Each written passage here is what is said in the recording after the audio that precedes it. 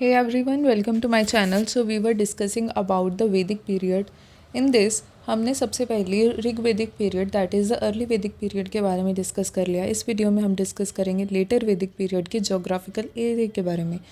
सो इस वीडियो को पहले हम इंग्लिश में डिस्कस करेंगे, फिर इसी वीडियो को हम हिंदी में डिस्कस करेंगे. So let's start the video. So हमें from Aryavarta we get to know that during later Vedic period, the Aryan settlements covered virtually the whole of northern India. The center of the culture now shifted from Saraswati to Ganga river in Madhya Desh. There were mentions of more rivers such as Narmada, Sadanira, which is modern day Gandak, and Chambal, etc. So the expansion of people toward the east is indicated in a legend known as Sapta Brahman, where it is mentioned how Vigdhamathav migrated from Saraswati region, crossed Sadanira, and came to the land of Videha, which is modern day Tirhat. He Agni. So Agni then went burning along the earth toward the east, and Gautam Rahugana, which is a priest, and Videk Mathu followed after him. This is all mentioned in Sapta Brahman. There is also the emergence of Janpads during this period. So Janpads like Kuru, which is a combination of Puru and Bharat clan, Panchal, which is combination of Turvashas and Krivi's clan, Kashi, etc. is also in Doab region is also there. So later Vedic literature mentions about Vindhya mountains, which is in southern area, kind of southern area of this period.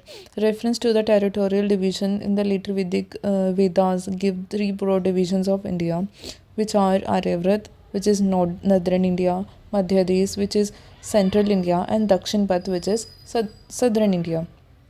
So this all is the geographical extent of the later Vedic period. हम इन्हीं बातों को हम हिंदी में discuss करते हैं. सो आर्यव्रत से पता लगता है कि लेटर वैदिक पीरियड के समय के दौरान जो आर्यंस थी उनकी कवरेज, उनकी जो सेटलमेंट थी मोस्टली वो नदरन इंडिया में थी. ठीक है.